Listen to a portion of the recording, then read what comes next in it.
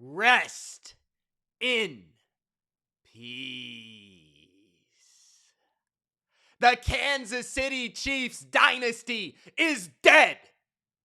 The Houston Texans walked into Arrowhead.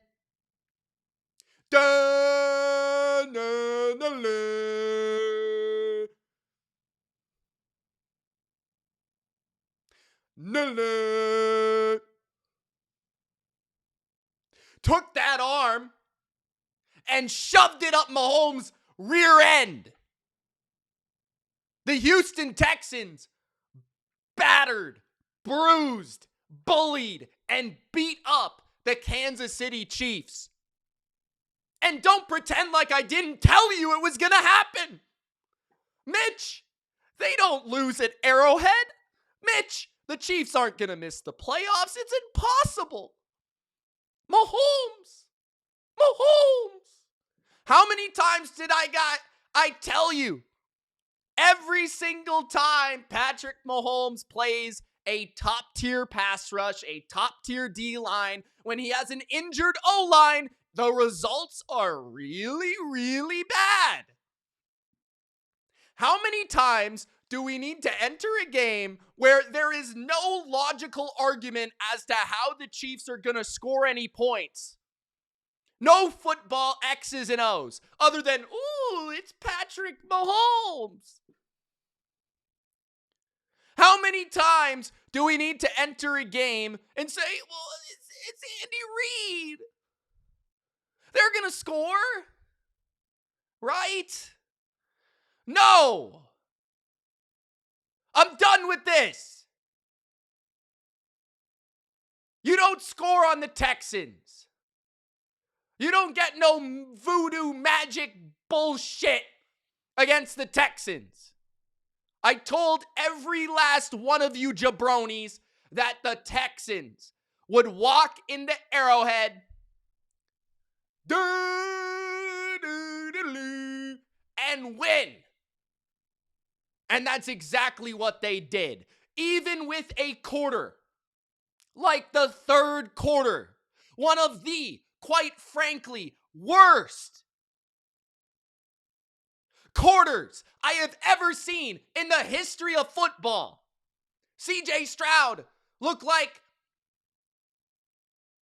a high schooler out there, missing passes left and right. They got -2 yards in the third quarter, and the Chiefs still lost. And not only did they lose, no. Not only did they lose, they lost by double digits. 10. Oh, I mean, I could make a video about just this game. Just this game. Because I told every last one of you to Gronk, spike the like button. If you haven't by now, I see you, jabroni. Don't think I don't see you. You're watching it on your phone. You might be, you're paying attention to someone else in the room. You're driving your car. Yeah, you're listening to Mitch, driving on your way to work. Well, first of all, turn that thing up because you're going to want to hear this. Second of all, like the video. Unless you are actually driving. Then wait till the end of the video and like the video. Be safe. But the Houston Texans won 20-10. I told you, bet of a lifetime, bet of the year, bet of the decade. Chiefs under team total 23.5. And I want to say I was right. I want to come on here and say I was right. But guys, I'm sorry, I was wrong. I shouldn't have told you to bet under 23.5. I should have told you to bet under 10.5. The Texans didn't get a yard in a single quarter and they still only scored 10 points.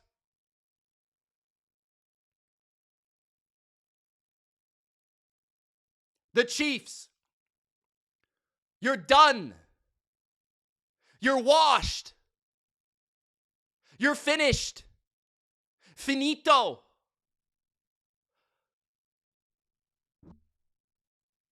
It's over. The Chiefs are dead. The dynasty is dead. The Texans, Mitch's Texans. Houston, who I highlighted. And I said, this is the best defense in football. And everyone on ESPN said, but Mitch, it's the Broncos. No. No. No.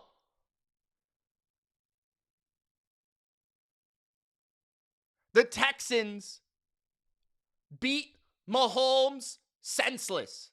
They knocked Rashee Rice straight into next week. And they knocked Travis Kelce straight into retirement. See you later. Na na na na. Na na na na. Hey, hey, hey. Goodbye. Bye, Chiefs. Bye, Kelce. Don't come back. We don't want you back, buddy. Go on your little podcast with your brother. We don't want you back. Go hang out in Cabo or the Bahamas or wherever you want to go with Taylor Swift. I'm sure that's going to go great for you. Good luck on the wedding. Good luck on the marriage. My sincerest.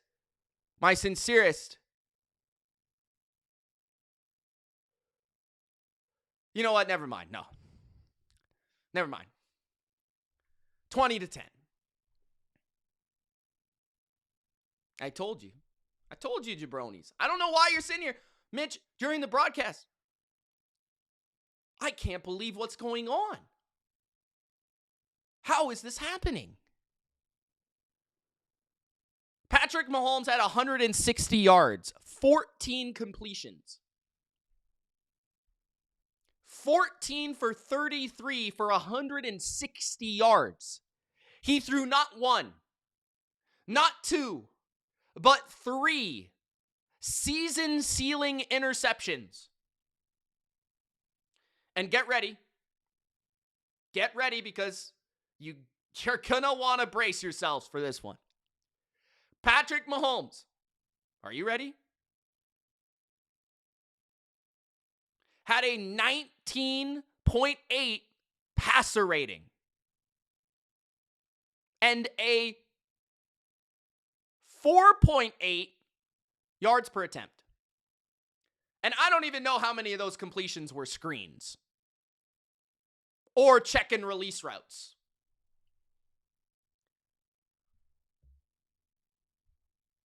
Kelce had 1 catch for 8 yards.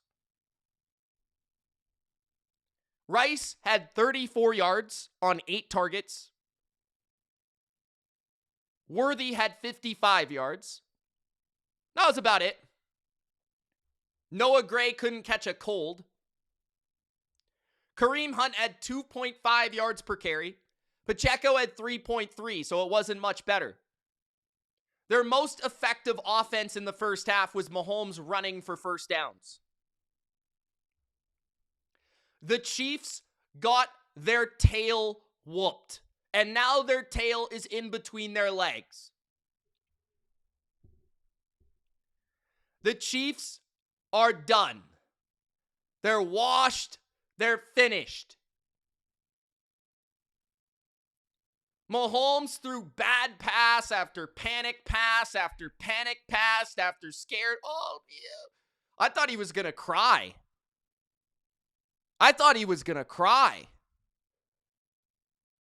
Travis Kelce, every time, flag. Where's the flag? Where's the flag? Where's the flag, man? It's not coming, bro. It's not coming. You know what's coming? Jalen Petrie to knock your fucking head off. That's what's coming. Kamari Lassiter, interception. Aziz, interception.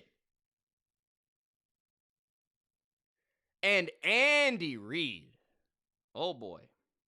Now, Patrick Mahomes was absolutely terrible in this game. Horrendous. Now, he didn't get any help from his receiving corps, who dropped numerous passes, but also on numerous occasions, they were rather going to have their head taken off, or the ball location was so poor that they had no real chance to catch the ball. And half of his throws, he's running around for no reason and throwing the ball halfway, running the ball. Like, what is he doing? No wonder his ball is so inaccurate. He's usually stepping like sideways and throwing the ball. Andy Reid, you, sir, are the biggest jabroni walking this week. The game is tied 10-10. Your team has been the better team in the second half. It's tied 10-10. You, for some unearthly reason, decide to go for it? You decide to go for it? On your own 40-yard line?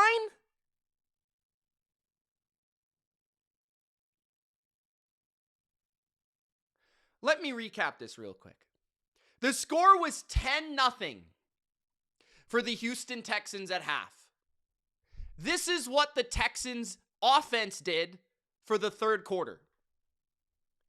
3 plays, -4 yards, 1 minute, punt. 3 plays, 2 yards, 49 seconds, punt. 3 plays, 0 yards, 1 minute, 1 second, punt. 3 plays, 0 yards, 1 minute, 6 seconds, punt. To begin the fourth quarter. 6 plays, 19 yards, 3 minutes, 28 seconds, punt. So the best drive that the Texans have had was a 6-play, 19-yard drive in which they converted like a 3rd and 14. And after that drive, you have the audacity, you have the gumption to decide that with 11 minutes left in the game, 11 minutes in a tie game in which the other team cannot get a first down, you are playing against the best defense in football by a wide margin. You have barely scored any points. You have barely converted any first downs. In a defensive game with Steve Spagnuolo as your defensive coordinator against a team that is scared to death to block a blitz, you go for it at your own 31-yard line. On 4th and 1, you go for it.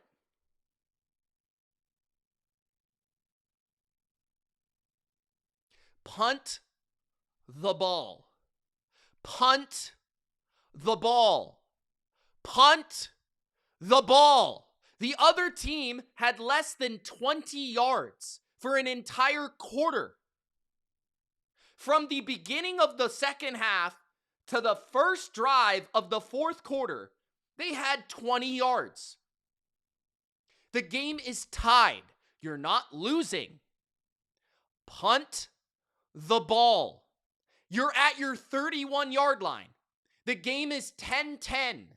If you lose that down, if you are forced to turn it over on 4th and 1, you give up a free 3 points. Not only that, but you gave up a touchdown. The Texans stopped Mahomes, incomplete pass to Rashee Rice.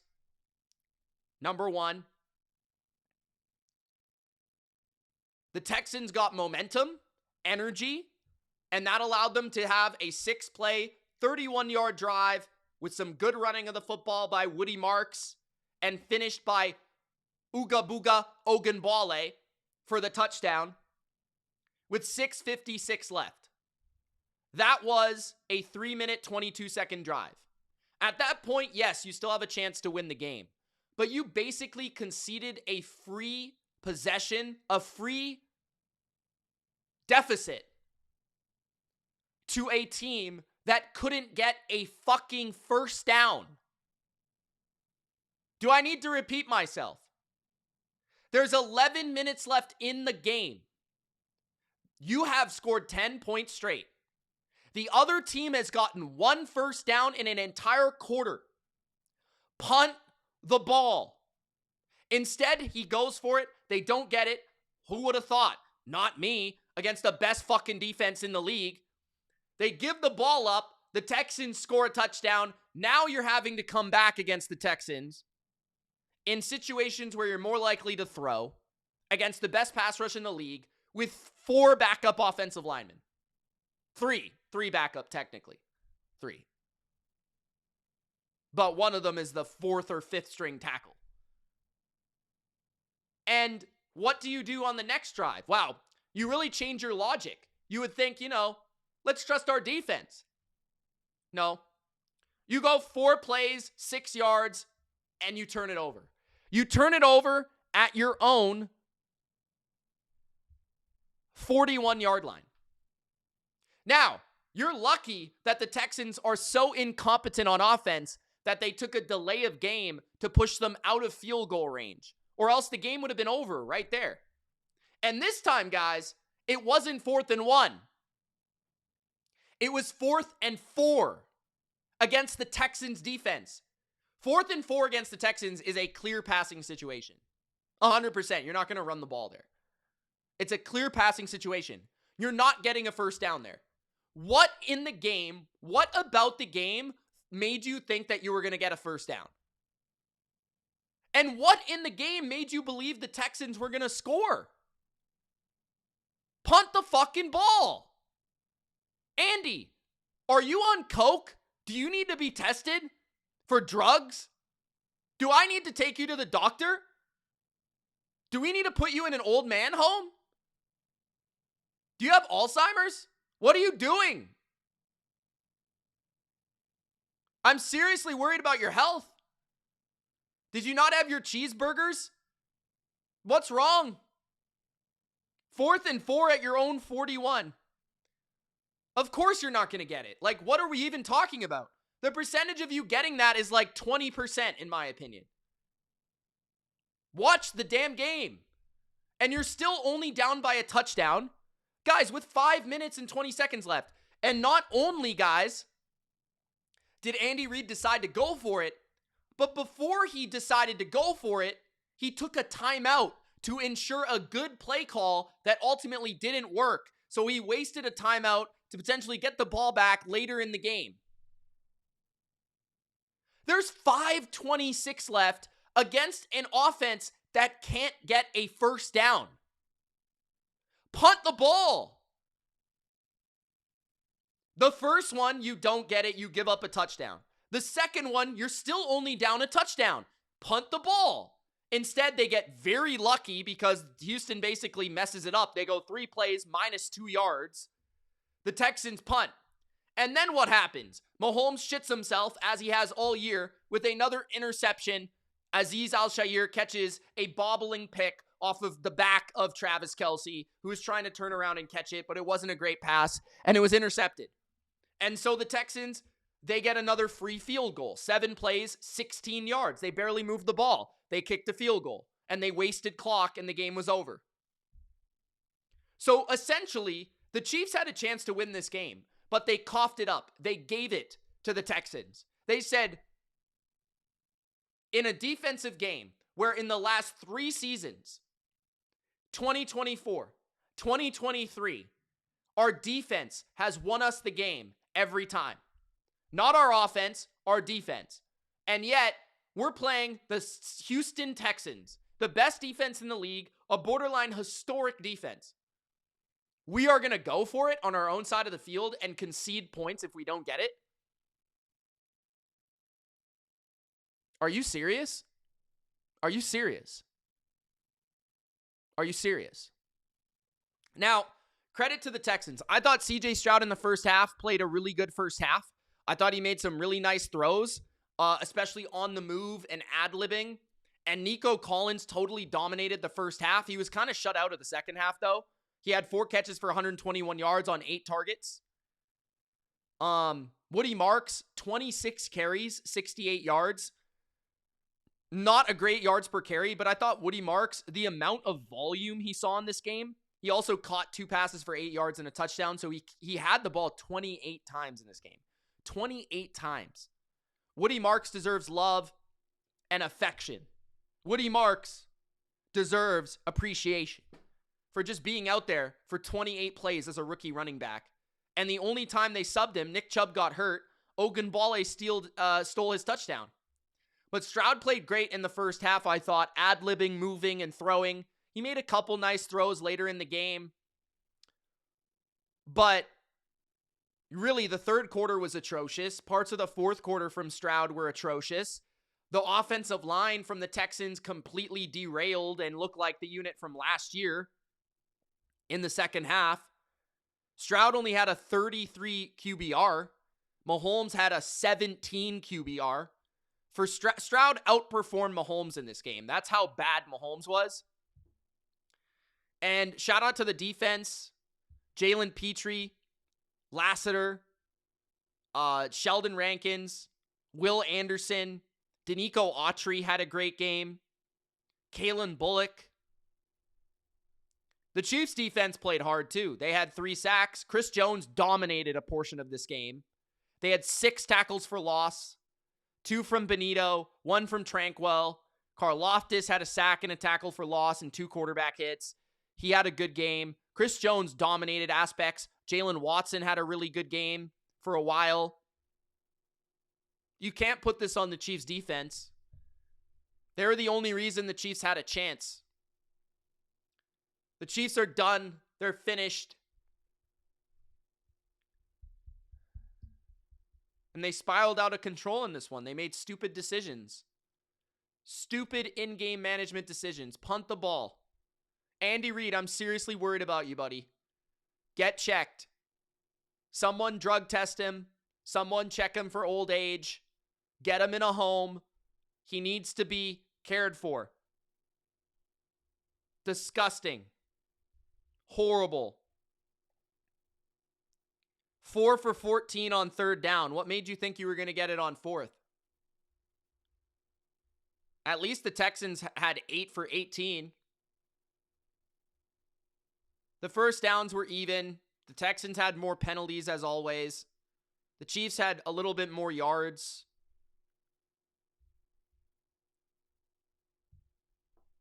I don't know what else to say, man. Other than I told you this would happen.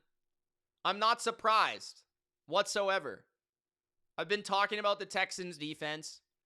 The Chiefs had an offensive line that was depleted. Mahomes is overrated, as we talk about all the time. Their run game is not very good. Their defense actually played exceptionally well, which I expected. But they didn't trust their defense. Andy Reid thought that his offense would convert, and they didn't. They didn't come through. So, Texans 20, Chiefs 10. Finally, rest in peace to the Chiefs. Let's get to the other games today. What do I want to talk about? A lot of these games, honestly, were not very entertaining. And it is a little different talking about it after Sunday Night Football.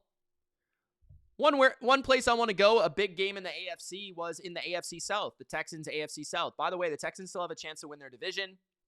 With the Chiefs' loss, they're almost certainly out. They kind of need the Chiefs to implode. They need the Colts and the Chiefs to implode. So, if either one of them wins a game or two, they're likely in the playoffs. And I think the Chargers have a good chance of winning on Monday night. The Jags beat the Colts 36-19. This game was overshadowed by the injury to Daniel Jones, who probably tore his Achilles. I'm not certain on the exact injury at this time because I didn't really go and check. But I'm pretty sure it was a bad Achilles injury, which will keep Daniel Jones out for a long time. And probably the season. So Riley Leonard, a third-string rookie quarterback, replaced him. And honestly, Riley Leonard wasn't terrible. He showcased a good amount of athleticism. He seemed to know how to operate the offense, and he made a couple throws. He seemed to be able to operate the offense, but Jacksonville heated him up, and he was just a little bit indecisive, just not a little bit like too quick to throw the ball when he was hot at times, and he's just not a starting caliber quarterback. Like, you can't really blame the kid. He's a third-string quarterback, and he's a developmental project. But he was 18 for 29 for 145. But this game would have been over regardless of the Daniel Jones injury. I think Jacksonville would have won this game regardless of the injury. It might have been closer, but Jacksonville scored 28 points in the first half. It was 28-10 by the first half. And a lot of it came down to turnovers, right? Daniel Jones threw a pick on like the first play of their offense. Devin Lloyd picked it off. That resulted in, I think, the first Travis Etienne touchdown. Jonathan Taylor later fumbled the ball, which resulted in another Travis Etienne touchdown.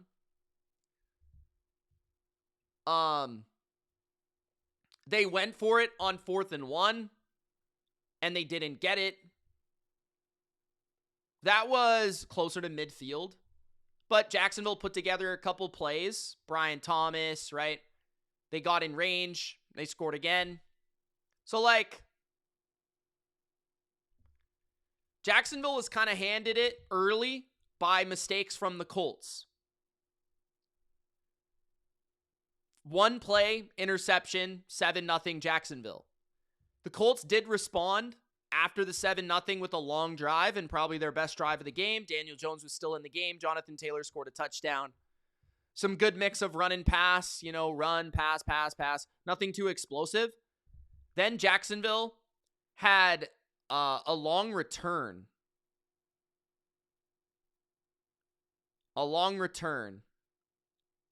I think. Did they not? No.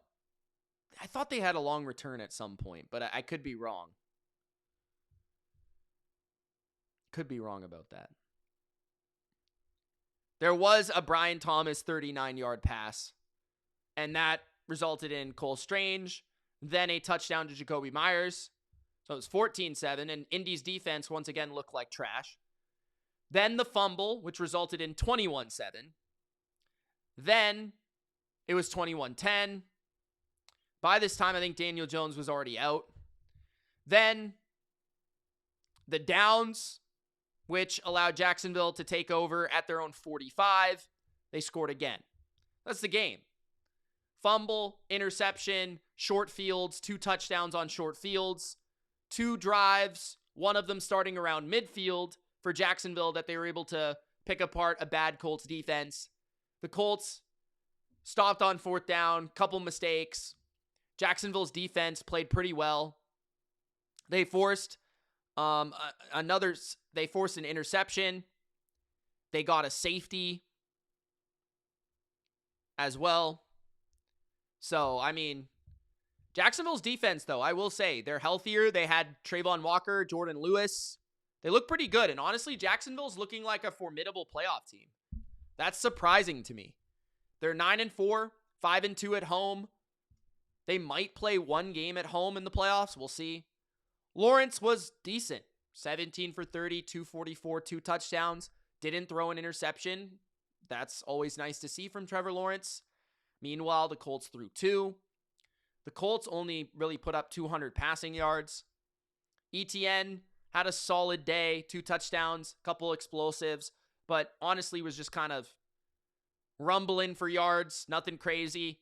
Brian Thomas hit a couple explosives. Tim Patrick 5 for 78 and a touchdown. Jacoby Myers, 4 for 39 and a touchdown, has been fitting in. Defensively, Hines Allen had a sack. Trayvon Walker stopped the 4th down attempt on the ground. Oluokun had 2 passes defensed. Lloyd had an interception and 2 quarterback hits.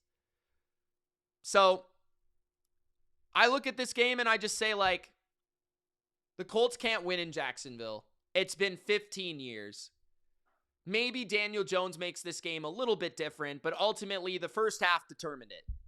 Short fields, interceptions, fumbles, turnovers. Jacksonville took advantage and never looked back, and their defense, they basically settled the game against a third-string quarterback by the end. You know, you even look at it, Colts did have more first downs by the end of the game. Not that that really matters because of the score, but yeah, I mean, I will say, though, Jacksonville, I like their run game. They've got dangerous receivers. I like Brian Thomas. I like Jacoby Myers. I like Brenton Strange. If Parker Washington's playing, I like him. Their ground game is good, and that combined with good weapons that can get vertical and a quarterback that can make those plays. It feels like if you get good Trevor Lawrence, this team is a threat, but Trevor Lawrence is very inconsistent. Defensively, they're opportunistic. They force mistakes. They force a number of turnovers. They do get hits. They do get some sacks.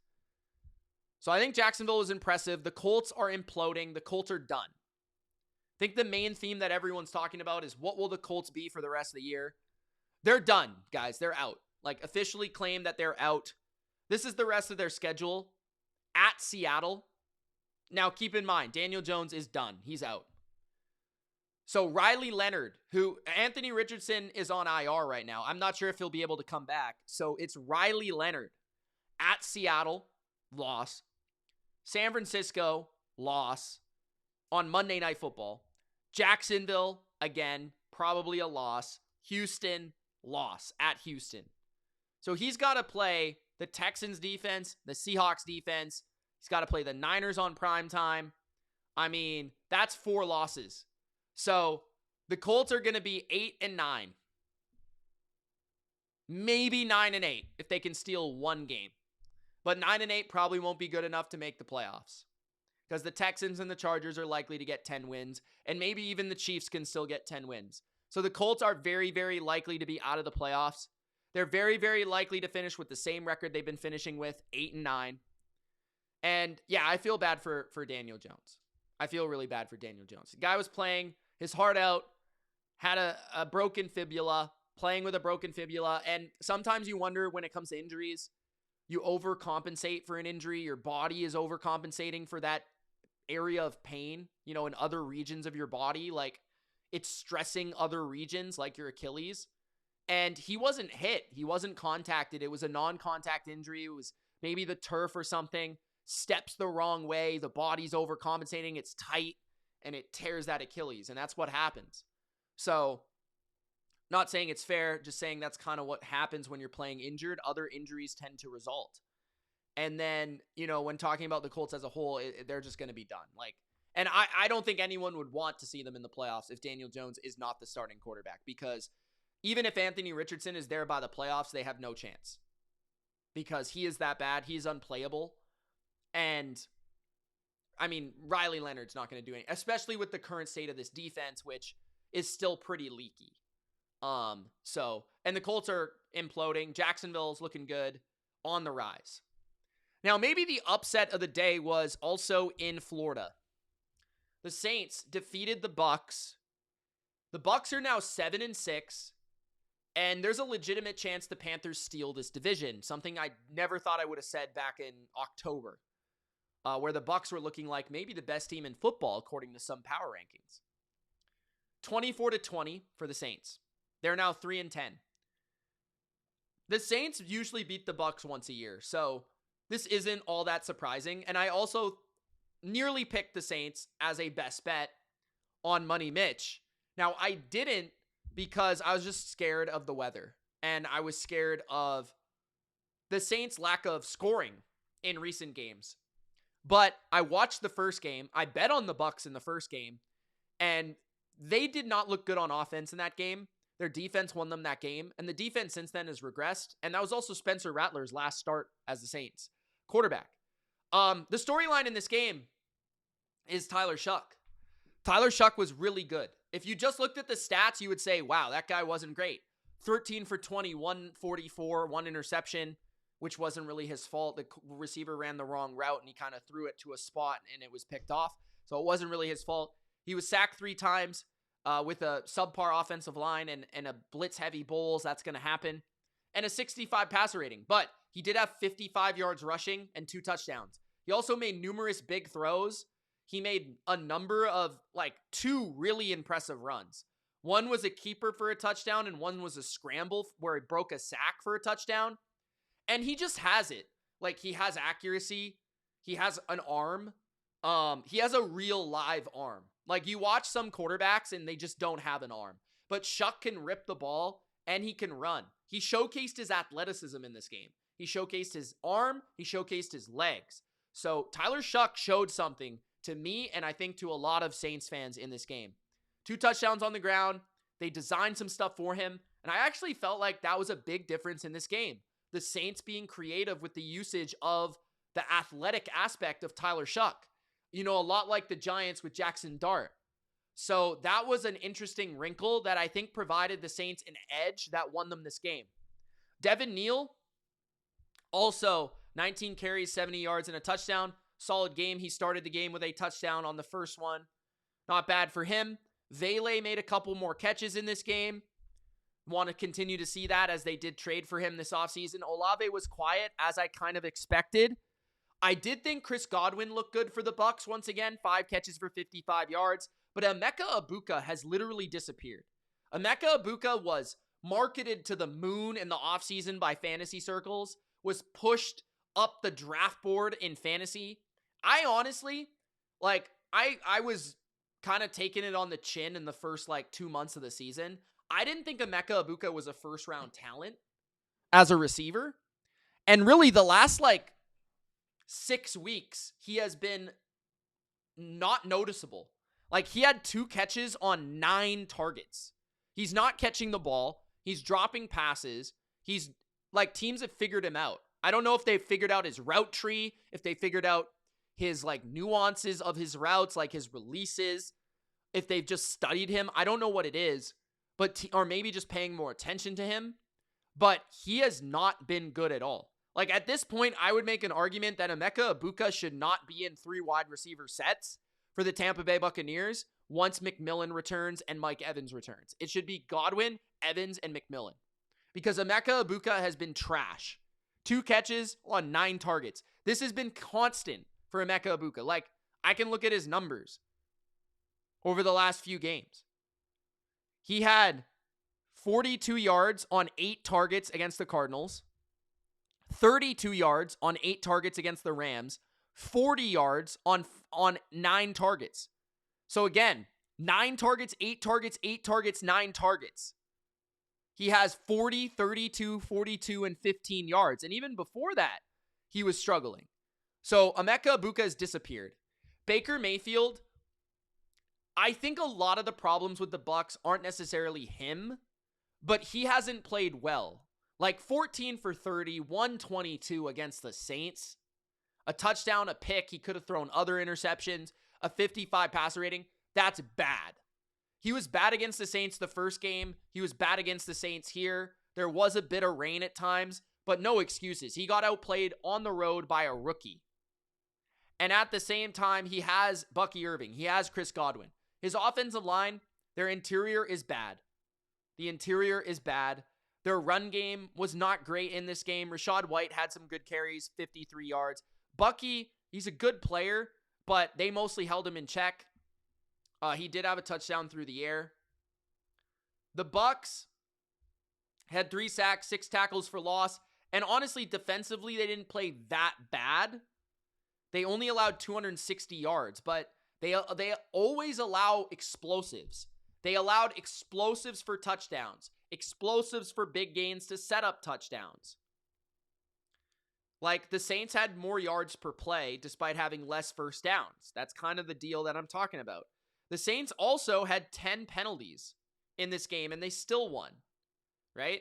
Both teams had one turnover. Saints actually missed a field goal.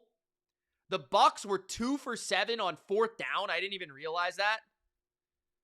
2 for 7 on 4th down. That's crazy. Including one at the end of the game that they weren't able to get. Yeah, like, the first one was in the first quarter. The Bucs, okay, they didn't get a 4th and 1 at New Orleans 45. Then they have 2 downs in the first half to end the first half. 4th and 1 again at New Orleans 49. They don't get it. Then downs again. 4th and 15. Well, that was at the end of the half, so that one doesn't really count. But then they had 2 in the fourth quarter. 4th and 2, they pass it. They don't get it at the New Orleans 46. And then late in the game, they don't get it at the that was in their own end because they couldn't move the ball. But, like, credit the Saints defense for standing tall on 3rd and 4th down. And credit Tyler Shuck. I think he was the story of the game. Everything I saw, he looked really good. Not just stats, but like actual eye test, like watching the player actually play the sport. And so that's where we transfer our conversation to 2 other rookie quarterbacks. Shedeur Sanders, who had a great statistical day, 23 completions for 42 attempts. Another like 50% completion percentage day. But he did have 364 yards, a 97 passer rating, 3 touchdowns, 1 interception. These stats are pretty much fool's gold if you watched a lot of the completions. I want to say he had 270 of his 360 yards after the catch. And a number of them on screens. Now, he did make a really nice throw for a touchdown to Jerry Jeudy. He did make a couple nice throws in the game. Like, I wouldn't say he was bad, but we're going to hear the Shedeur fan base. And there was one jabroni who entered my chat and was like, "Oh, I heard you talking about Shedeur. He's going to get, like, he gets more girls than..." I'm like, what are you talking about? Like, get out of here. What are you, like, talking about another man getting girls? Like, have a life. Do something with yourself. Like, fuck, go to the gym. Do something. Go for a walk. Fuck, take a lap. Like, what the hell are you talking about, bro? Get out of my chat. And this is just what I'm talking about with this fan base. I don't understand this fan base. They are very weird. And he also called me a MAGA boy, by the way, which I'm Canadian. Like, that doesn't even make sense. Anyways, he didn't say anything after that. But what an absolute jabroni. Okay? Now, 17-14 at the end of the half for Cleveland. And I think that's another point, like, okay, so let's go over this, right? Let's go over this for a second.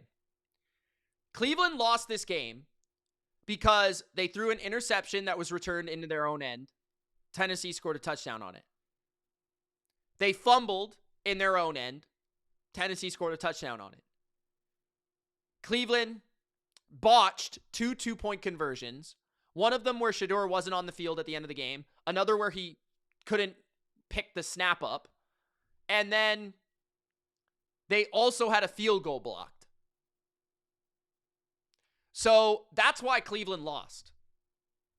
Because if you were to look at the box score, Tennessee had 13 first downs and 290 yards, which isn't bad, but that's not enough to win a game scoring 31 points. Right? Like, the Titans had 4.6 yards per play. The Browns had 6.4. The reason the Browns lost is once again because of their own mistakes. And at a certain point, this has got to become coaching, does it not? Stefanski's got to be looked at. Because I honestly do believe this. Looking at the NFL today, I think there's some tanking going on. I think there's some rigging going on. We'll talk about the Raiders game. The Browns purposely lost this game on the last play of the game. This is my take.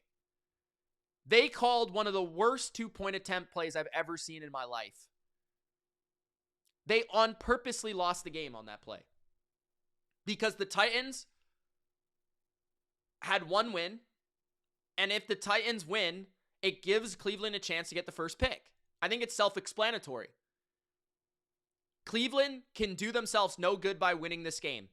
So, giving the Titans the win by calling the worst play call I've ever seen, Kevin Stefanski better, he's not going to confess, but I'm pretty sure that the Browns told him, don't score here.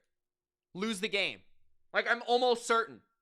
I'm almost certain, guys. I'm not even playing around. They were tanking. Okay? But let's go through this, right? So the first touchdown drive for Cleveland was a 58-yard screen pass to Quinshon Judkins that set up a 1-yard touchdown from Sanders to Njoku. It was a nice throw by Shedeur in the back of the end zone. But again, screen pass for 58 yards.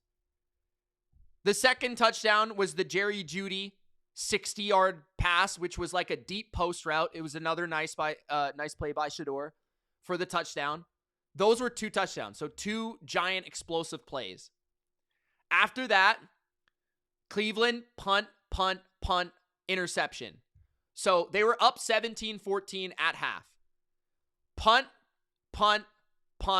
interception. And on 3 of the drives for a punt, 7-26, 3-7, 3-7, 3 plays, 4 yards, 3 plays, 7 yards, 7 plays, 26 yards, 4 plays, 25 yards, and an interception where he lofted the ball into no man's land for an interception where Woods returned it to Cleveland's 38-yard line. That allowed Tennessee to score a touchdown to go up 21-17.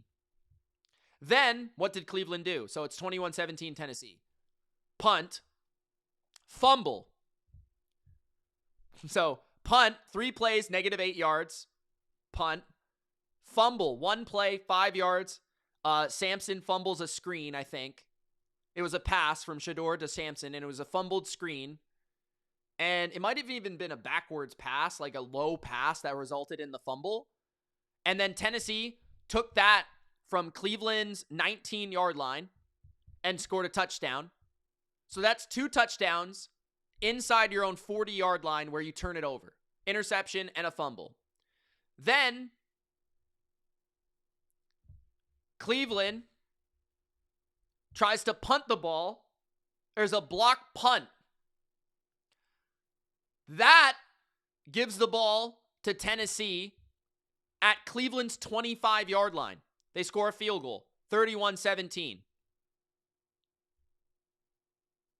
Then Cleveland goes down, scores a touchdown. Fannin was great in this game, by the way. Fannin was great in this game. Great in this game. And then at the end of the game, they score another garbage time. They try to tie that game up. Fannin, Sampson. A lot of yards after the catch, quick throws. Tennessee's defense is terrible. Jeffrey Simmons played well. I think he had 2 sacks. But essentially what I'm saying is Cleveland messed the game up. Shedeur had 2 throws. The fans are going to say he's Tom Brady. And yet he still lost to the worst team in the league. Cleveland still found a way to lose this game, despite outgaining them, out first downing them, out yards per playing them, because they botched two-point conversions. They got a punt blocked. They fumbled. They threw a pick. And Tennessee capitalized on that, and basically that's what happened. Like, Cam Ward had 117 yards, and Cam Ward wasn't very good in this game, but he's facing Cleveland's defense. Tony Pollard had an excellent game, maybe the best game of his season. He had a long 65-yard touchdown, 161 yards, 2 touchdowns. But they did nothing in the passing game. Their leading receiver was Tajay Spears with 28 yards. DK had a touchdown. But, Fannin was an animal. He had 8 catches, 114 yards, and a touchdown. He made some incredible catches in this game. He was great. I love Fannin. He's really good. But, future top 5 tight end, maybe. 7 tackles for loss for Cleveland. Only 1 sack in the game, which was, guess who? Myles Garrett.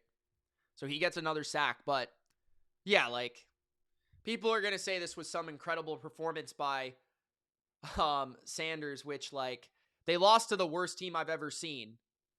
And they had a chance. They were up 21-17. Was it 17-14? And the key spots of the game happened. The key spots of the game. It was 17-14 Cleveland. And it went punt, punt, punt, interception, punt, fumble, block, punt. Game's over. So that was the game. Next, Pittsburgh, Baltimore. Let's stay in the AFC North for Cleveland. Pittsburgh surprises Baltimore and gets the upset. Not that the Steelers beating the Ravens once a year is all that surprising. The Steelers are now 7-6 and the Ravens are 6-7.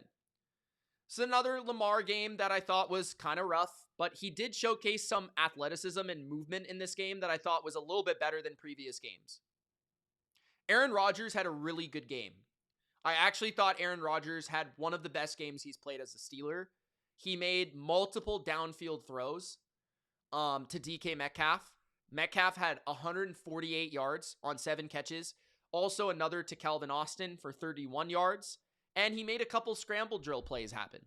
He also didn't turn it over, and he wasn't sacked. Aaron Rodgers was 23 for 34, 284, 1 touchdown. He also ran for a touchdown and discount double-checked it. He actually did that. And he outplayed Lamar. Lamar was 19 for 35, 219, 1 touchdown, 1 interception, was sacked twice, had a 71 passer rating. So Rodgers had more yards. Rodgers didn't throw a pick. Rodgers had a better rating. Rodgers ran for a touchdown. Lamar also ran for a touchdown. That was one of the better plays I thought from Lamar. It was just seeing the hole and then bursting, and I thought he looked good in that regard. The Steelers didn't run the ball at all. Like, at all. Gainwell had 4 carries for 15 yards. Warren had 8 carries for 13 yards. Gainwell did score a touchdown, but that's 34 yards rushing, including Caleb Johnson, who had 2 carries for 4, Connor Hayward, who had 1 for 2. So their running backs averaged 3.8, 1.6, 2, and 2. They ran the ball for shit.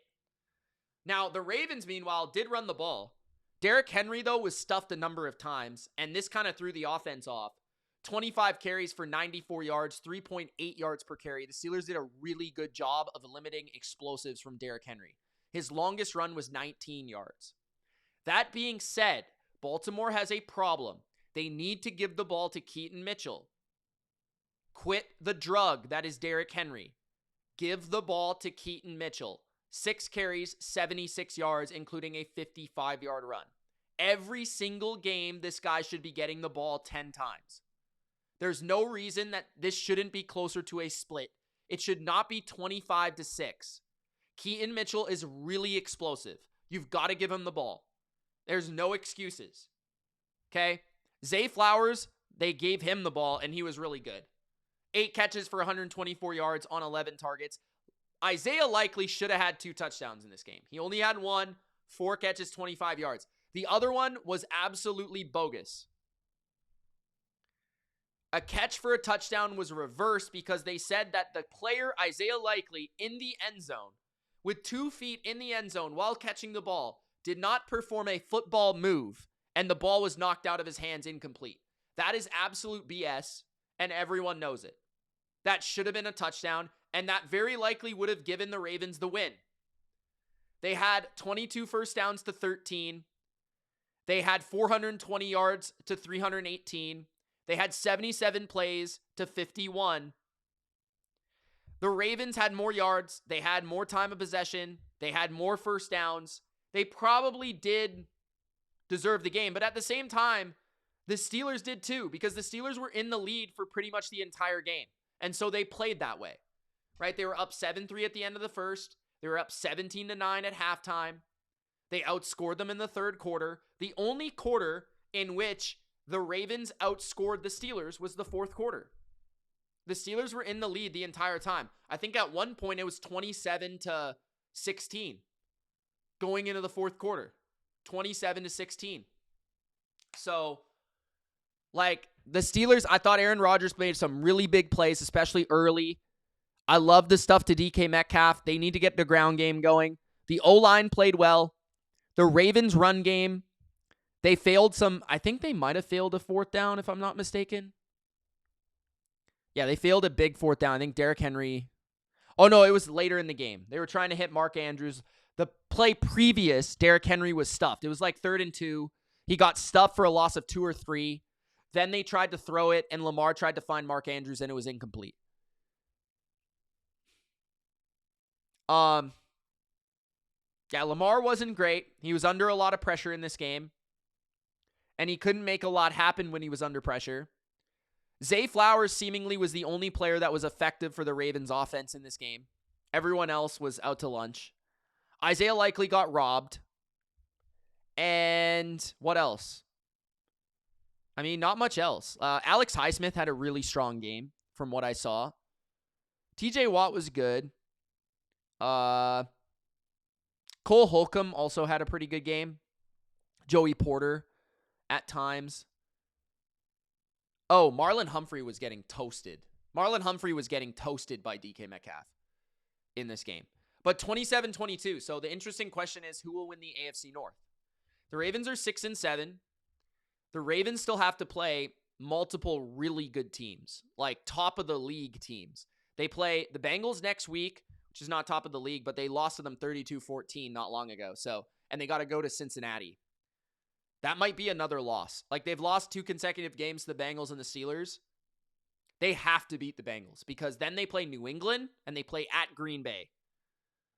The way they're playing, they're not going to beat either of those teams. So let's just say they beat the Bengals. They're 7-7. They lose to the Patriots and the Packers. That would mean they're 7-9. And let's say they beat the Steelers. That means they're 8-9. Okay. Will they have a chance at 8-9? Maybe. The Steelers are 7-6 with a big win. They play Miami and they play Cleveland. So if the Steelers can beat Miami and Cleveland, they're in. Period. At Cleveland is not going to be easy. Now, they're going to lose to Detroit at Detroit. It's going to be like 40-10. But it doesn't even matter. If they lose to the Ravens in the last week and they beat the Dolphins and the Browns, it doesn't matter what happens. Because I think the Ravens are going to lose 2 more games. They're rather going to lose to the Bengals or they're going to lose to the Packers and the Patriots. They're going to lose 2 of those 3 games. So I think the Steelers are probably going to make it at this rate. Now, I think it's impossible for the Bengals, who lost to the Bills 39-34. But if you were to ask me who's the best team in this division, it's Cincinnati at 4-9. Cincinnati should have beat the Bills today in Buffalo in the snow. They should have won this game. 100%. They lost. They blew it. They lost. Joe Burrow blew it. 4 touchdowns, but he had 2 interceptions, including a pick 6. That was baffling, and it cost them the game. Now, they're 4-9.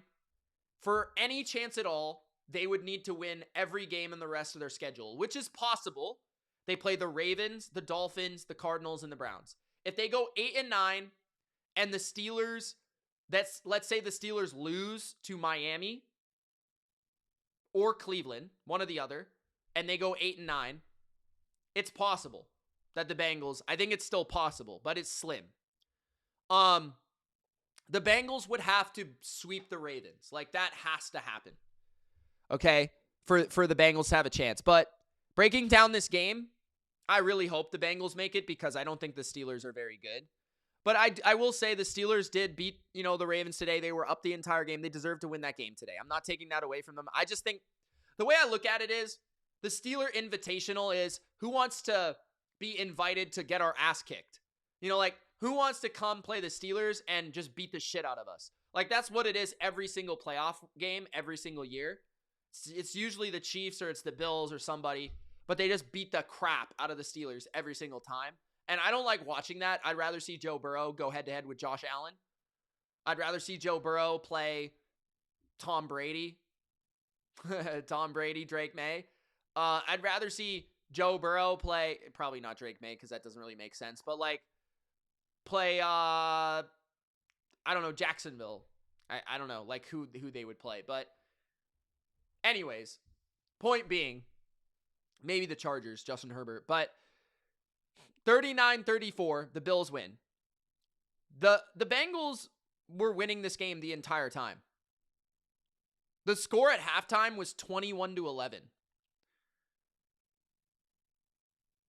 Now, the Bills did dominate the third quarter, and Josh Allen did go crazy in the second half, and Josh Allen was unstoppable in the second half, and he was unreal in this game. But Burrow played exceptional in the snow too. He was 25 for 36, 284, 4 touchdowns. He was only sacked 1 time. He had a passer rating of 106. He threw a terrible interception where he tried to throw it like a quick alert screen, not even like an RPO. But you know those plays where the quarterback will see the receiver open and he'll throw it? Christian Benford was coming on a slot blitz. He tipped the ball in the air, he picked it off, and he ran for a touchdown. That was really unfortunate. And then the next play, Burrow throws a pick to A.J. Epinesa. The ball's tipped in the air by, I want to say it was Jordan Phillips, and then interception by A.J. Epinesa, and that's 2 touchdowns right away in the fourth quarter. The game was over. Literally by the end of the game, I was sweating the 7.5 that I had on the Bengals in a same game parlay. I had the game over 43.5 plus the Bengals plus 7.5. I won the bet, but it had to take a garbage time touchdown for me to cover that because they basically threw 2 interceptions for touchdowns in consecutive drives, essentially. So, but yeah, the Bengals early in this game, they did whatever they wanted through the air. The Bengals had 18 first downs through the air. Mike Gesicki dominated. T. Higgins dominated. T. Higgins had 6 catches for 92 yards. He had an incredible one-handed catch at the end. Mike Gesicki had 6 catches for 86 yards and a touchdown. He had another incredible one-handed catch. Jamar Chase had 5 for 44, which is a pretty modest day for him. But they were so focused on other players. Yossi Voss, Fant, Chase Brown, Hudson, P. Ryan all caught passes in this game. Actually, the Bengals kind of struggled to run the ball. Chase Brown only had 23 yards, but he scored a touchdown. P. Ryan had some good runs. He had 5.2. But Burrow was slicing and dicing them. First drive of the game, he goes down the length of the field. He scores a touchdown. They score a touchdown. And in the first half, they were doing whatever they wanted. The Bengals were playing zone. They couldn't get pressure on Burrow. And Burrow was picking them apart. And in the second half, what really turned it around was Josh Allen and Sean McDermott making adjustments, sending some key blitzes, some overloads, some slot blitzes, Burrow panicking a couple times, and it resulting in turnovers and sacks and some stops. Burrow would miss a couple guys. He missed a couple guys under pressure. It was a really good third quarter from Buffalo. Buffalo won this game with halftime adjustments. They basically ramped up the aggression. They ramped up the blitzing, and it really worked for them. And they said, it's in the snow. And I don't understand why they didn't do this from the start. It's in the snow. Force Burrow to beat us down the field. We can't just give up 5 yards, 5 yards, 5 yards, 5 yards, 5 yards. We've got to do something here. You know? James Cook did have a good game, 18 for 80. That's, probably even less than you expected against this team. Allen ran 9 plays, 78 yards, 8.7 yards per carry, 1 touchdown. Now, the thing about Allen is he sealed the game with a 3rd and 18. I think it was 3rd and 18. Guys, the game came down to a 3rd and 18. So once Cincinnati scored, they scored rapidly. So the Bills were up 39-27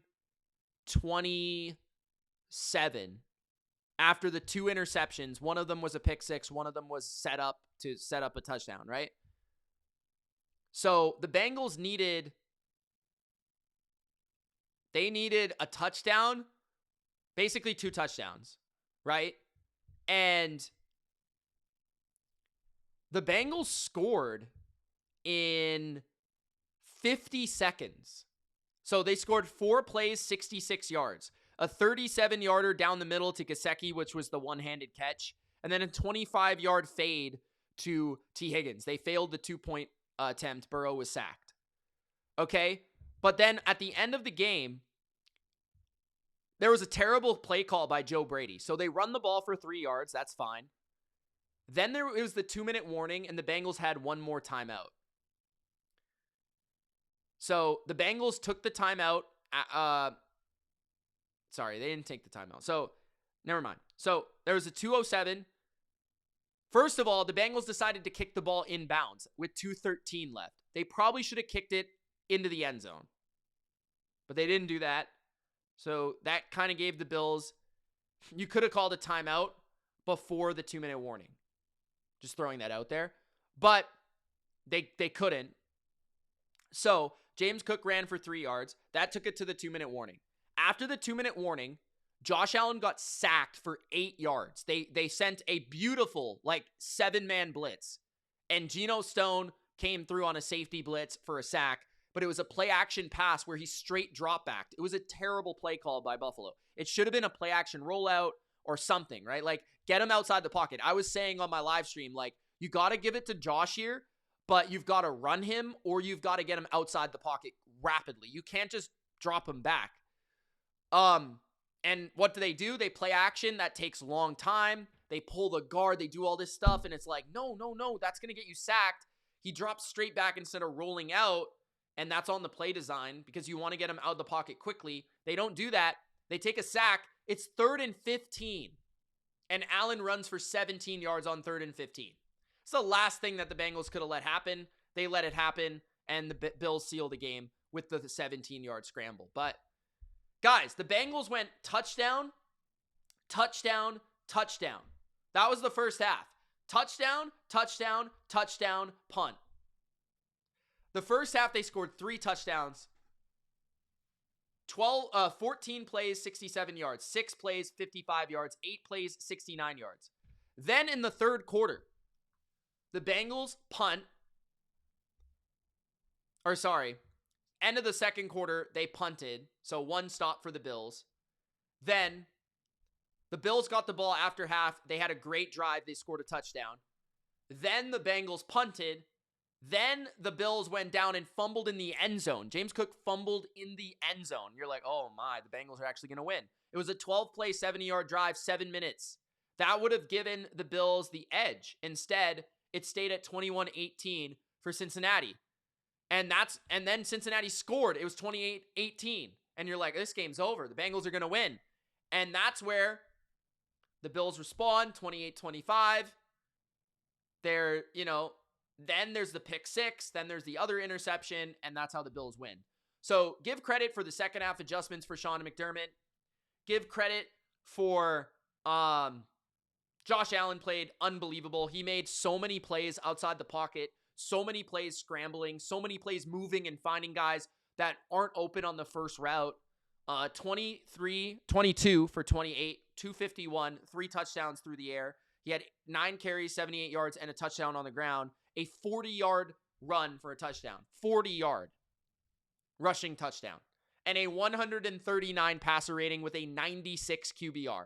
He was sensational. And he made so many plays ad-libbing out there. He came back and he sealed the game, and he finally got his first win against Joe Burrow. Dawson Knox had a really good game, specifically off play action, 6 for 93. Kincaid had 4 for 41 and a touchdown in his return. And that's all their tight ends, right? Their tight ends had 134 yards out of 251. So essentially half. More than half of Josh Allen's passing yards came from their tight ends. They did a good job on Jamar Chase. I guess I'll give them that. But the defense for the Bills did not look great. They only had 1 sack. They only had 2 tackles for loss. They barely caused any sort of disruption. And they were holding a lot in this game. They were called for a number of penalties as well. It felt like, at least. 6 for 68. And a lot of them were on defense. So Bills defense didn't play well, but we knew this would be a difficult task. The Bengals are the best team in the AFC North. They should have won this game. They blew it. They were in the lead all the way. They were in the lead all the way until how many seconds left? They were in the lead until 7 minutes left in the game. That sucks. All right. AFC East. 34-10 Miami wins. I don't really need to talk about this, but the Dolphins are 6-7. I don't know if they have a chance for the playoffs. It's very slim if it exists. But they continue to dominate, and it's with Tua throwing for 100 yards every week. 13 completions for 127 yards and a touchdown. That was Tua's day. Okay. Now, I think the reason this game was so bad was Tyrod Taylor got hurt. He was 1 for 4 for 6 yards before getting injured, and he threw an interception. The game was 21-7 after the first quarter, and the game was over. Jalen Wright had a really good game, 4.5 yards per carry. Devon Achane before that had 7 for 92 and a touchdown. He might have went for 300 in this game. Now, that being said, Devon Achane, he got hurt, and McDaniel basically ruled him out for the game. Waddle had 5 for 50 and a touchdown as well. But the Jets, they had Brady Cook playing quarterback. I will say the Dolphins' defense has been really, really, really impressive. And the Dolphins are a team that is scary to play if you're trying to make the playoffs because they are the ultimate spoiler right now. I think they are going to give a game to everybody they play for the rest of the year. 2.5 sacks for Zach Sealer, half a sack for Bradley Chubb, and 6 total sacks for the Dolphins in this game. 7 tackles for loss, 9 passes defense. Their defense is playing unreal. Rasul Douglas had 5 passes defense in this game by himself. So, yeah, Tua is playing passenger, and the Dolphins are dominating opponents. What's next? The Vikings also dominated an opponent, 31-0. They're 5-8. And the Commanders are 3-10 with a top 10 pick in the draft and a top 5 pick potentially 1 year after being in the NFC Championship. Jaden Daniels returned and played like absolute booty cheek. He was 9 for 20 for 78 yards, 3.9 yards per attempt, 1 interception, sacked once, and 11 QBR and a 35 passer rating. Meanwhile, his draft foe, J.J. McCarthy, was 16 for 23, 3 touchdowns, a 129 passer rating. He was sacked 4 times, but he had some good throws, and J.J. played pretty well. And perhaps we were too harsh on the kid, but he did play a terrible defense. The Washington Commanders ran the ball pretty well with Rodriguez and Bill, but that didn't really matter. Marcus Mariota also came into the game after Daniels hurt himself when he threw a pick on a screen to Van Ginkel. I don't know why teams continue to throw screens at Van Ginkel. It's one of the dumbest plays you can make in the NFL. Marcus Mariota then later threw an interception trying to force it in down 17-0. But the game was basically over at 14-0 Minnesota at halftime because the Commanders could not throw the ball. They had 99 passing yards. McLaurin had half of them. Yeah, I mean, like, the Commanders couldn't even attempt a field goal. It was so bad. Like, they didn't even have a chance. And that was a team that nearly beat the Broncos, by the way. So, just throwing that out there. Aaron Jones had a pretty good game, 76 yards on the ground. He didn't score a touchdown. But it was nice to see that they ran the ball, right? That's something that I was critical with Minnesota about in recent weeks. They gave Jones 14 and Mason 11 carries, and both of them averaged over 4.5 yards per carry. Jones had 5.4, Mason had 4.7 and a touchdown. Addison had 62 yards. Jefferson suffered again, only 2 catches for 11 yards. But 31-0, Vikings will take it. They had 2 interceptions, one by Harrison Smith. That was very nice. Yeah, like the Commanders, you can't win a game when you have that bad of a game throwing the football, and your franchise quarterback looks completely inept throwing for under a 50% completion and 78 yards. Like, that's disgusting. So Jaden Daniels legitimately has not played well maybe all year, and nobody's talking about it because he's been injured. And the other thing is he's been injured in like every game this year too. Like, that's another thing. He got hurt in this game too. He got pulled because he got hurt. Like, you look at the games he's played, they lost 38-14 to Seattle. He played like shit. He had 153 yards and an interception. He played against Dallas. They lost 44-22. He had 156 yards, a 54% completion percentage. That's terrible. He lost to the Bears. He fumbled and he threw a pick, and he was sacked 3 times against a bad defense that was injured. He played pretty well against the Chargers, but he still had a 57% completion percentage. And then against Green Bay, he played like shit. They lost 27-18. He was okay against the Giants in the first game of the year, mostly because he ran it well, 11 for 68. So, like, he has played maybe 2 out of 6 games well this year. And any legitimate defense he played like ass. And honestly, Marcus Mariota has been considerably better than him this year. I'm just throwing that out there. Like, it's a real thing. Like, this is a massive sophomore slump that's not being discussed because he gets hurt every single time he plays. Seattle, and he's just so skinny. He's so skinny. Like, you could see on that play, he got demolished by one of the blockers because he's so skinny. 37-9 for Seattle over the Falcons. This game was actually very close until the third quarter. It was 6-6 at halftime. And honestly, Sam Darnold and the Seahawks offense did nothing until the third quarter, and they scored 31 points in the second half. And I'm not really all that sure how it happened. They basically just continued to do the same things over and over and over again. Crossing route, Jackson Smith-Njigba, over and over and over again. 7 catches, 92 yards, and 2 touchdowns on 10 targets. Rashid Shaheed did have a kick return to kickstart this thing in the second half that gave them the lead. And from there, it just felt like the Falcons' offense couldn't do anything, and they just kept giving Seattle the ball in opportunistic field position and like really good spots to take advantage. And that's exactly what Seattle did. And Seattle kind of turned it on. Darnold, though, is concerning to me, like, down the stretch, because I just didn't feel like he played well until, like, the third quarter. And that can't happen against good teams. Seattle's defense did play well. Bijan and Kyle Pitts had good games. Overall, like, 86 yards, 4.3 yards per carry for Bijan against a really good run defense. That's not bad. Kyle Pitts had 6 catches for 90 yards. That's not bad either.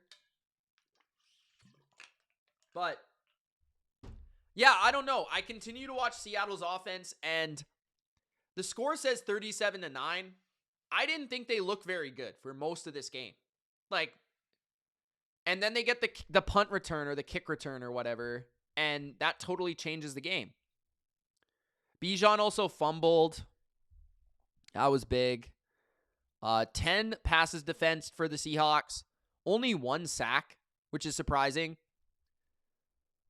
The Falcons had 7 tackles for loss, which I think speaks to Seattle's run game and screen game early in this game was very ineffective. Kenneth Walker had 2.9 yards per carry. And they really didn't run the ball well until late in the game. So, yeah, I give Seattle credit for winning and covering and having a really impressive second half. But I don't know, man. Something about this team screams one and done. I don't know what it is. I just feel like it's like I don't know. I didn't like how they played in the first half. You guys let me know what you think in the chat, in the comments. I might need to go back and watch the second half of this game, but it just feels like this team's offense is very, very clear and obvious. It's like very easy to play against because they do the same. It feels like they have the same thing. They do the same things every game. Like, I don't know. There's something weird with this team, man. The one positive I'll say about Seattle, Rashid Shaheed did finally get going. I've been critical about that because they did trade like a 3rd-round pick. He had 4 catches for 67 yards, and he also had a kick return. Cooper Kupp also scored a touchdown.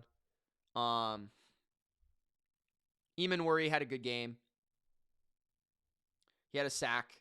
He had 2 tackles for loss. He had a pass defensed. Yeah, I don't know what else to say. Like, Kirk Cousins is washed. Like, he threw 2 picks. Turnovers, Seattle's defense allowed Seattle to surge in the third. Sorry for Seahawks fans, and I don't have a lot to say other than just, like, I'm not really impressed by your team right now despite the scores. Like, the last 2 weeks, the score indicates that you guys dominated their opponent, and I just really felt like you didn't, at least for an entire half. So, I don't know. That's just how I feel. All right. Denver and Vegas, speaking of not dominating an opponent, Denver, they basically won this game 24-17 on a kick return. Now, that was the separation of the game by the end of it, was a kick return by Marvin Mims, or a punt return by Marvin Mims for a touchdown. Now, I will say this. This was one of the weirdest finishes to a game and one of the diciest, most ridiculous, most fishy endings to a game that I've ever seen in the history of betting. The Raiders kicked a field goal down by 10 with like 3 seconds left in the game. Right before the field goal, there was a delay of game. The Raiders had no timeouts. There was a delay of game called on the Broncos that was very suspect, that stopped the clock so the Raiders could run the field goal unit out and kick a field goal to cover the spread.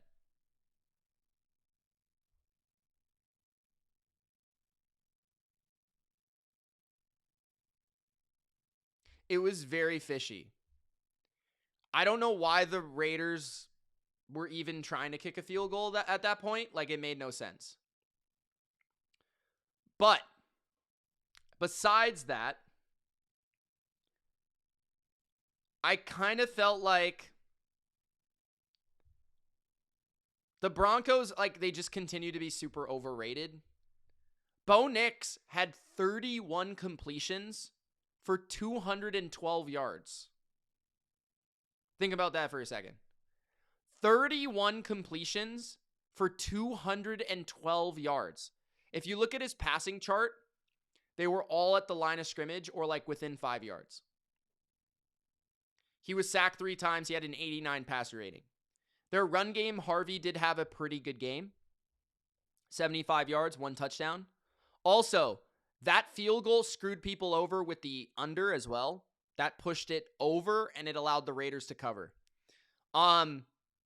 Geno got hurt in this game. He got hit a million times again. He was 13 for 21, 116, 1 touchdown. His stats weren't bad, but he missed a number of throws. And that was another thing. I kind of felt like Denver's defense didn't play as dominantly as I thought they would. I felt like Geno just missed a lot of plays, and the Raiders dropped passes, and they just weren't that good in this game. Now, the Raiders couldn't run the ball as typical. They had 3.0 yards per carry with Genty, 30 yards on 10 carries. Pickett had 8 for 11, 97 yards and a touchdown, which is pretty good stats. I wonder if they should start Kenny Pickett in a game just to see what happens. Brock Bowers had a couple nice catches, 4 for 46 and a touchdown. He did score one of their touchdowns, but like the biggest thing for me is the Broncos offense is not good. Their passing game is like ridiculously memeable. Their running game is only good against bad teams. And I do like what I see from the rookie Bryant. Sutton did have a pretty good game here. 6 catches, 62 yards. He hasn't had a great game in a while. Nick Benito had his 2 sacks. Crosby played well for the Raiders. But Denver, 27 first downs is impressive. But like 39 minutes of possession. I don't know what it is. Like, they basically scored 17 offensive points despite having 40 minutes of possession. They were 1 for 3 on 4th down. They also failed multiple 4th downs. So, like, that hurt them, and they kept getting stopped near midfield, it felt like. But 72 plays, like, because your defense sets you up, and you only have, like, 4.9 yards per play against the Raiders. Like, I just think the Broncos are bad. Like, they're not a good team. Like, honestly, like, they are the weakest 11-2 team I can remember. Like, I don't like their quarterback. I don't like their offensive system. I don't like their running backs. I don't like their running game. I don't like their passing game. I like their defense. It's probably a top 3 defense in the league, but it's not Texans quality. Like, it's good, but I don't think it's like dominant historic levels.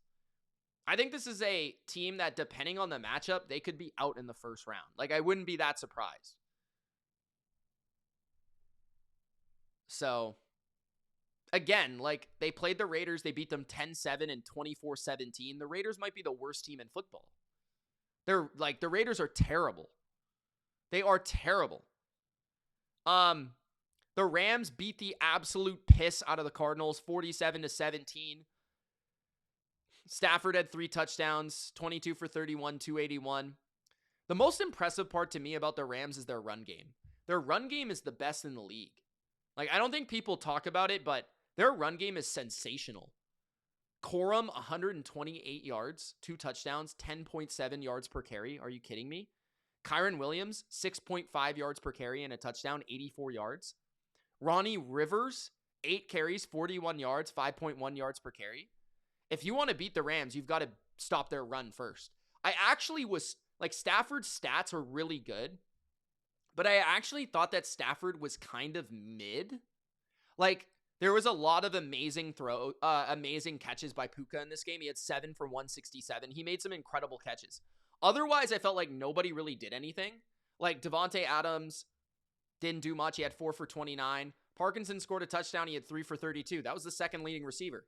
It felt like every big play the Rams had in the passing game was a crossing route or like a deep dig route or like a 20-yard pass to Puka Nacua. And everything else was just non-existent in the passing game. That's just from my perspective and what I saw. But the Rams were ripping runs like 6, 7, 8, 10, 15, 20 yards. Like, it was crazy. They're just ripping runs. Jacoby Brissett played pretty well, considering what he's got to deal with. They have so many injuries in Arizona. It's insane. But Brissett was 25 for 44, 271, 2 touchdowns, an interception. He was sacked 3 times. He had an 80 passer rating. They didn't run the ball at all. Carter had 13 yards. Bam Knight had 16. Brissett led the team with 22 yards. They got behind, I guess, but not really. I mean, actually, the game was kind of close until like late second quarter. And then that's when the Rams kind of took over the game. But I don't know why they didn't try to run the ball more, but they were throwing the ball well early, to be fair. Michael Wilson looked like Jerry Rice for the first half. He had 11 for 142, 2 touchdowns, 16 targets. Trey McBride was quiet. But Cardinals defense has so many injuries. The Rams run game is awesome. The Rams got some pressure and some sacks later in the game, which allowed them to get some stops. But the Cardinals got 0 sacks. They had 0 tackles for loss. Like, that is terrible. Like, they were totally mismatched and manhandled up front on their defensive side of the football, and that's why they lost the game by as much as they did, 45-17. So people are going to say this justifies Stafford's MVP. I think right now the Rams' MVP is their run game. 28 for 21, the Packers, 28-21. The Packers win over the Bears. The Packers are 9-3-1. They take first place in the NFC North after back-to-back victories over the Lions and the Bears. Bears are 9-4, still an impressive 9-4. This game came down to a 4th down and 1 in which Caleb Williams, they ran a play action.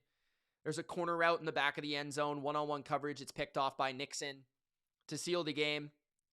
DJ Moore was leaking underneath wide open for a potential touchdown. Caleb did not see it, did not throw it, instead forced it into an interception, and that sealed the game. That was the difference in the game. But I kind of felt like the Packers were the better team, and I was genuinely surprised that by the end of the game, it was only a touchdown game. Now, that being said, the Bears were only outgained by about 15 yards, and the Bears did run more plays and had more first downs. But it did feel like the Packers had a lot more explosiveness. They had 6.5 yards per play compared to the Bears' 4.6. They also were 8 for 12 on 3rd down, which is extremely impressive. And yeah, like the Bears had possession. They ran the ball a lot, but the Packers had explosiveness. Swift had a good game, 13 for 63, 4.8. Love, I thought, had a good game again. He did throw a really bad interception early in the game, but after that, he had multiple explosive touchdowns.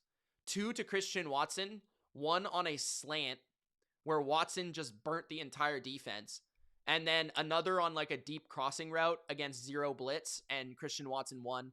And Watson's just a difference maker because one-on-one, there's not a lot of guys in the league that can cover him. He's really improved his route running, and he's so explosive and fast. Like, when he got the ball like 7 yards into the route, I looked at my dad, I'm like, he's gone. He's like, go, go, go, because we have Christian Watson on one of our fantasy teams, and he's like, go. I'm like, it's a touchdown. Like, it's a touchdown. He's too fast. And he's like, holy shit. He's not even running. It doesn't even look like he's running fast. And I'm like, yeah, he's that fast. Like, it's like Randy Moss, where it's like, holy shit, this guy's fast. And it doesn't even look like he's running fast. That's Christian Watson. But he had a touchdown like that on a slant. It reminds me of one against the Eagles he had as a rookie, I want to say.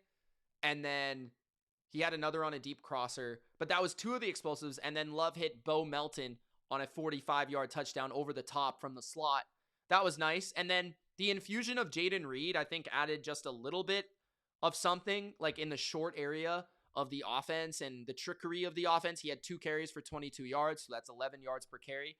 and then he had 4 catches for 31 yards. It wasn't anything explosive, but it was like a nice little go-to guy underneath for some yak and some screens for Love to kind of be comfortable with.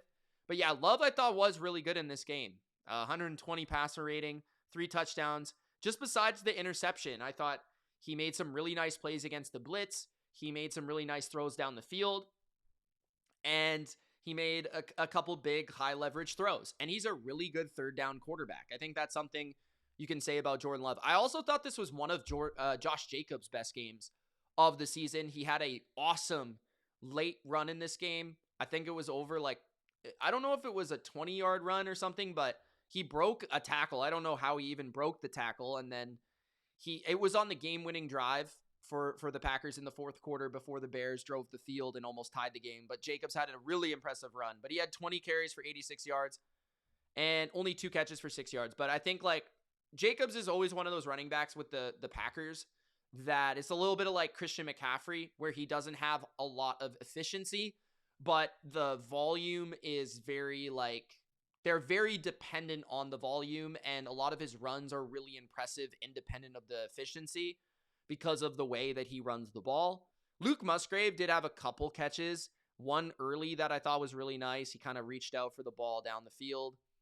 But yeah, the Packers offense I thought looked pretty good in this game, and they continue what they did against the Lions. But again, the Bears are not a very good defense. They're an opportunistic defense, but they're not a great defense. They're bad against the run. They don't have a very good pass rush. So the Packers need to keep this going, but they did make the necessary explosives, and I thought Christian Watson was a major, major difference. 4 catches, 4 targets, 2 touchdowns. So he was kind of the X factor for the Packers. And then on the Bears side, Caleb Williams was fine. I thought he made some nice plays out of the pocket on play action, and he genuinely makes good decisions when to throw the ball away, when to run, stuff like that. But there wasn't a lot of big throws for him. He made a couple really, I think the touchdown he threw to, who was it? Loveland maybe? Or Zacchaeus? Might have been Zacchaeus. But he put the ball through the keyhole. It was a really nice throw. He makes a lot of holy shit plays. He probably makes 3 or 4 a game. He also makes that when he runs and avoids sacks. But the last play of the game, he has DJ Moore wide open in the flat and he throws an interception. That loses you the game, right? So actually, Chicago, I was thinking about this today, but Chicago and Jacksonville remind me a lot of each other. I think they're both very well coached offensively. I really like their weapons, although they're not really household names or overwhelming. And their defenses are very opportunistic, but their quarterbacks are very inconsistent. They feel very similar. They're even similar profiled at quarterback and at head coach. Luther Burden had 4 for 67, showing up without Roma Dunze in this game. Remember, Roma Dunze didn't play. I wonder if Roma Dunze plays, does this put this team over the top? Do they win this game? But I think this is just a good showing for the Bears, just in terms of they were able to go to Green Bay and hang with the Packers for 4 quarters and nearly win the game and nearly tie it up and send it to overtime. And that's just, I think that's pretty impressive.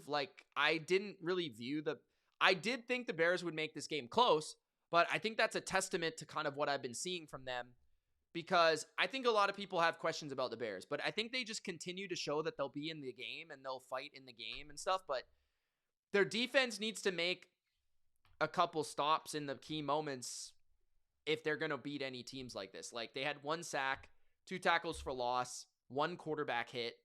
That's just not good enough. And they gave up the game-winning touchdown in the fourth quarter. CJ Gardner-Johnson did have the interception. Keyshawn Nixon had the other interception for the Packers.